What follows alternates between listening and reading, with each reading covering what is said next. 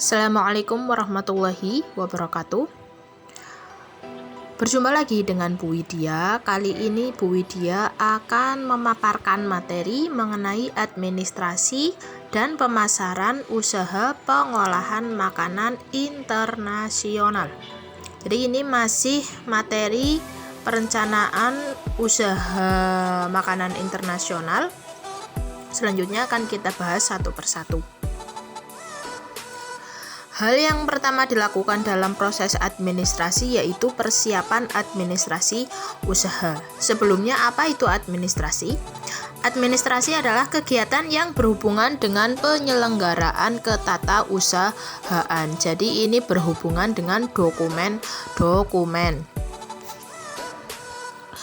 Lalu apa saja hal yang berhubungan dengan administrasi?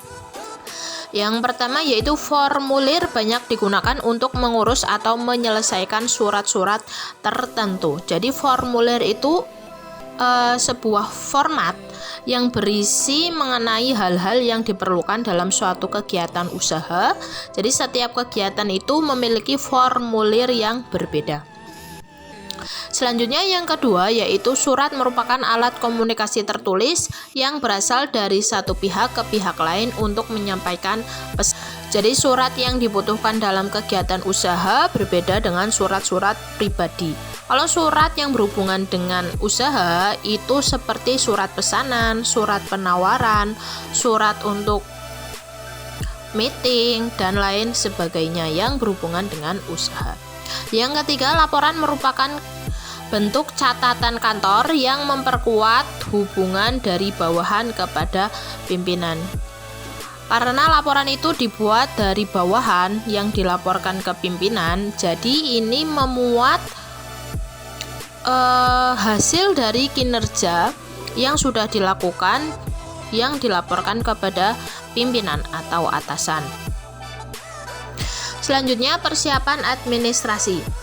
Administrasi dapat dikatakan sebagai membantu, melayani, memenuhi, dan melengkapi. Kegiatan administrasi banyak mengandalkan catatan berupa formulir, surat, dan laporan. Karena sudah menjadi pengertiannya bahwa administrasi itu berhubungan dengan dokumen. Jadi setiap kegiatan harus terdokumentasikan dengan baik. Lalu beberapa fungsi administrasi. Fungsi yang pertama yaitu sebagai tujuan usaha. Karena tujuan yang diperoleh disetarakan dengan beban kerja yang ada. Dengan adanya administrasi, maka setiap karyawan, setiap pegawai itu sudah memahami tugas masing-masing karena sudah dijelaskan dan teradministrasikan dengan baik. Hal ini untuk mentertibkan kegiatan kerja. Yang kedua, efektivitas pekerjaan atau pekerjaan terbagi secara efektif karena setiap orang, setiap pekerja itu sudah memiliki bagiannya masing-masing, jadi tidak tumpang tindih. Lalu fungsi administrasi yaitu mempermudah pekerjaan laporan atau pengarsipan dokumen. Karena adanya administrasi, maka bisa terdokumentasikan dengan baik.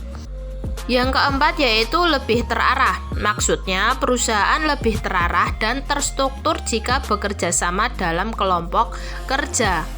Karena sudah adanya administrasi, maka walaupun bekerja bersama, mereka sudah mengerti apa yang harus dikerjakan masing-masing dan mudah untuk saling memahami satu sama lain hubungan kerjanya. Yang kelima yaitu lebih efisien. Manajemen yang tepat akan menyelesaikan tugas lebih efisien. Efisien itu lebih cepat. Maksudnya itu berhubungan dengan waktu karena mereka sudah mudah untuk saling menyampaikan pekerjaan, saling memahami pekerjaan dengan pekerja lain dan sebagainya. Lalu tujuan diterapkannya administrasi. Yang pertama yaitu mendapatkan informasi proses bisnis perusahaan. Karena laporan sudah terbentuk, jadi pimpinan hanya melihat hasil kerja dari administrasi atau dari laporan yang sudah dibuat. Yang kedua, akan mendapatkan data yang akurat dalam mengambil keputusan, karena keputusan ini diperoleh dari hasil analisis dari laporan yang sudah dibuat. Jadi saat ini sangat mudah untuk melihat hasilnya dengan melihat laporan. Yang ketiga, penyusunan program dalam rencana pengembangan usaha. Karena sudah tahu hasil, maka langkah selanjutnya itu apa? Misalkan omsetnya menurun, berarti kan harus membuat rencana ke depannya. Maka kita bisa merencanakan kegiatan usaha sesuai dengan hasil yang sudah didapatkan untuk ke depannya lebih baik.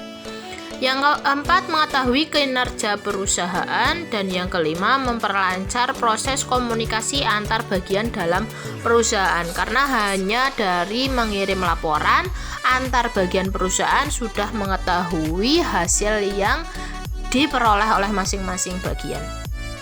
Selanjutnya, kegunaan utama administrasi perusahaan. Yang pertama yaitu administrasi digunakan sebagai alat bukti catatan, karena sudah tercatat dan ada tulisannya, maka itu bisa dijadikan sebagai bukti. Yang kedua, administrasi digunakan sebagai alat manajemen laporan, karena mudah untuk dipelajari. Yang ketiga, administrasi dibutuhkan sebagai alat penilaian dan catatan. Lanjut ke materi selanjutnya, yaitu mengenai kegiatan administrasi. Yang pertama, mencatat penyelenggaraan produksi.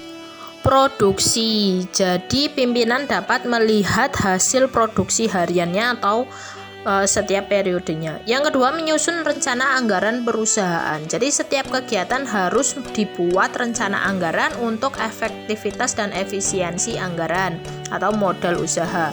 Yang ketiga, melakukan surat menyurat ke dalam dan keluar perusahaan untuk hubungan dengan pihak luar.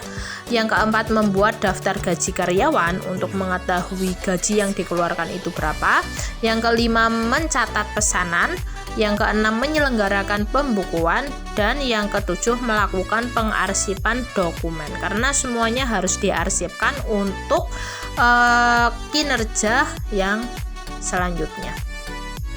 Beberapa aspek penting dalam perencanaan administrasi usaha. Yang pertama yaitu mengurus izin usaha dan membuat SITU atau surat izin tempat usaha. Karena kalau tempat usahanya belum diizinkan, maka bisa jadi pemerintah atau pihak yang berhubungan dengan usaha itu bisa membubarkan usaha yang dilakukan. Yang kedua, mengetahui besarnya retribusi, karena kegiatan usaha itu ada retribusinya. Apalagi walaupun berdagang di pasar, berdagang kaki lima, itu mempunyai tarif retribusi. Yang ketiga, membuat SIUP, surat izin usaha perdagangan. Ini kalau usahanya sudah menengah ke atas, wajib membuat SIUP untuk kelegalan usaha yang dijalankan. Yang keempat, mengurus pajak. Jadi walaupun sudah UMKM, sudah usaha kecil, kalian harus memahami pajak yang harus dibayarkan, karena ini iuran wajib. Yang kelima, pembuatan dokumen AMDAL atau analisis mengenai dampak lingkungan untuk kelestarian lingkungan. Selanjutnya, perencanaan pemasaran usaha pengolahan makanan internasional. Jadi sekarang banyak sekali usaha makanan dan minuman yang bertemakan internasional, seperti yang sekarang masih hits yaitu minuman boba. Itu sebenarnya kan berasal dari luar negeri yang masuk ke Indonesia dan tren sekarang. Yang kedua itu ada gambar camilan berupa makanan ringan, dan yang ketiga tadi ada hotang. Lalu faktor utama dalam perencanaan pemasaran, yang pertama yaitu mengenai lokasi usaha strategis. Jadi lokasi usaha ini harus disesuaikan dengan segmentasi pasarnya. Misalkan segmentasinya yaitu kelompok konsumen anak-anak, berarti membuka usahanya di sekitar sekolahan misalkan. Yang kedua yaitu harga jual produk. Harga jual produk disesuaikan dengan segmentasi pasar, apakah untuk kalangan bawah, menengah, atau atas. Jadi semakin bawah itu semakin murah untuk pencapaian kemampuan daya beli segmentasi pasarnya. Lalu kegiatan promosi dalam pemasaran. Kalian sudah mempelajari ini di kelas 10, jadi Bu Widya hanya menegaskan bahwa kegiatan promosi itu ada 5, yaitu personal selling atau kegiatan promosi langsung dari mulut ke mulut atau dijelaskan langsung. Yang kedua yaitu iklan atau advertising. Advertising itu bisa dilakukan di televisi, di YouTube, di games, di media sosial, dan lain-lain. Yang ketiga yaitu promosi penjualan atau promosi yang dilakukan langsung di tempat penjualan, misalkan diskon, terus voucher belanja, terus beli 2 gratis 1, itu termasuk promosi penjualan. Yang keempat yaitu publikasi atau pempublikasian kepada masyarakat, dan yang kelima sponsorship atau pemberian dana ke dalam suatu penyelenggaraan kegiatan atau event. Fungsi kegiatan promosi yang pertama menumbuhkan persepsi pelanggan terhadap kebutuhan. Jadi walaupun hanya sekedar makanan atau sekedar minuman, kalian harus bisa menumbuhkan kepada konsumen bahwa jajanan yang kalian jual itu merupakan suatu kebutuhan. Misalkan kebutuhan untuk mengkonsumsi makanan yang enak dan gurih untuk mencairkan suasana dan lain sebagainya. Yang kedua, memperkenalkan dan memberikan pemahaman tentang produk kepada konsumen.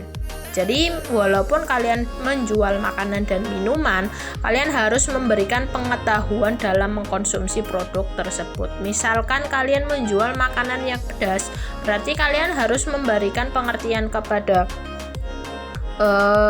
pembeli bahwa makanan kalian dikonsumsi setelah makan nasi untuk menghindari sakit perut. Misalkan itu kan termasuk juga pengetahuan akan produk. Yang ketiga, mendorong pemilihan terhadap suatu produk atau kalian memiliki varian-varian rasa. Yang keempat, membujuk pelanggan untuk membeli suatu produk. Nah, kalian ini harus melakukan promosi. Yang kelima, mengimbangi kelemahan unsur bauran pemasaran lain. Bauran pemasaran lain selain promosi yaitu ada produk, ada place atau tempat, terus ada price yaitu harga. Yang keenam, menambahkan citra produk dan perusahaan atau positioning. Jadi dalam menanamkan citra produk ini dilihat dari promosi, dilihat dari tempat menjual, dilihat dari jenis produknya apa, dan bisa juga dilihat dari harga yang kalian tetapkan. Sekian yang dapat Widya sampaikan. Materi administrasi dan pemasaran ini mengakhiri kegiatan perencanaan usaha. Jadi untuk selanjutnya kita sudah pindah bab. Jika ada pertanyaan silakan langsung ditanyakan ke Bu Widya atau tulis di kolom komentar. Widya akhiri, wassalamualaikum warahmatullahi wabarakatuh.